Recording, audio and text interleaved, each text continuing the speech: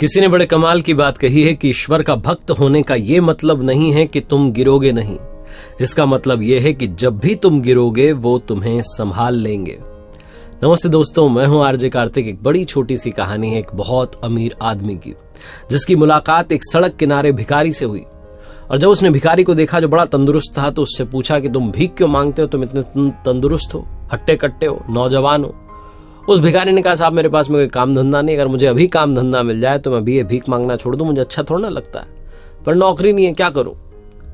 उस बहुत अमीर आदमी ने कहा कि मेरे पास में एक बेहतरीन ऑप्शन है, नौकरी से भी अच्छा। भिखारी की आंखों में चमक आ गई, उसने पूछा करना क्या है। उस बहुत अमीर आदमी ने कहा कि तुम मेरे बिजनेस पार्टनर बन जाओ, तुम्हारी जिंदगी संवर जाएगी। भिखारी उसके चरणों में गिर गया, कहने लगा, प्रभु क्या बात करते हो, आप तो प्रभु के भेजे हुए साक्षात दूत मुझे लगते हो, मेरे लिए तो आप ही भगवान हो, ये बताओ करना क्या है। उस अमीर आदमी ने कहा कि सुनो, मेरा एक चावल का प्लांट है, तुम्हें वहां से चावल ला करके यहाँ बाजार में बेचना है, जो मुनाफा होगा बाद में बांट लेंगे। अब भिखारी था तो उसने कहा कि मुझे आप मौका दे रहे हैं, मतलब मुझे कितना परसेंट मिलेगा, 20% मिलेगा, 80 आप रखोगे या आप 90 रखोगे और मुझे 10 दोगे। उस बहुत अमीर आदमी ने उस भिखारी के सर पर हाथ फेरते हुए कहा कि अरे चिंता मत करो, तुम मुझे सिर्फ 10% देना, बाकी का 90% 90% मुनाफा तुम रख लेना, मुझे नहीं चाहिए, बस मैं तुम्हें अवसर देना चाहता हूं। भिखारी फिर से पैरों में पड़ गया, कहने लगा, वाकई में आप ऊपर के वाले के भेजे हुए दूत हो, क्योंकि आप मेरे ऊपर इतना बड़ा उपकार कर रहे हो। बात पक्की रही, 1 महीने के बाद मैं आपको आपका 10% चुका दूंगा, बहुत मेहनत करूंगा, मुझे मौका दिया आपने, धन्यवाद। अगले दिन से चावल के प्लांट से चावल लाता, बेचना शुरू करता और पूरे दिन रात एक कर दिए, बहुत मेहनत की, ईमानदारी से काम किया। और जब महीना खत्म होने को आया तो वाकई में उसे बहुत अच्छा मुनाफा और बहुत सारा प्रॉफिट हुआ। लेकिन जैसे ही वो प्रॉफिट शेयरिंग वाली डेट पास आ रही थी, मुनाफा बांटने की तारीख आ रही थी नजदीक, तो इसको लगने लगा कि 10% भी क्यों दूं, मेहनत मैंने की, इसने किया ही क्या, इसने तो सिर्फ मुझे अवसर दिया है, इस बात का इसे 10% दूं, ये भी बहुत ज्यादा लग रहा। तो जैसे ही वो दिन आया जिस दिन प्रॉफिट शेयरिंग करनी थी, मुनाफा बांटना था, वो बहुत अमीर आदमी आया और उसने कहा, लाओ साहब मेरा 10%।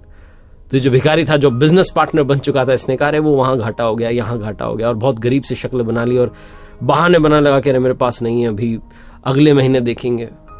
उस अमीर आदमी ने कहा, मुझे मालूम है मुनाफा हुआ है, प्रॉफिट हुआ है, तो मेरा परसेंटेज देने से कतरा क्यों रहे हो।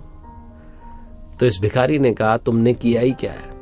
बोल पड़ा, इसने कहा, किया ही क्या है, तुमने मुझे मौका दिया, और क्या किया, सारी मेहनत मैंने की, ईमानदारी से काम किया, इसीलिए मुनाफा हुआ है, वरना मुनाफा थोड़ा ना होता।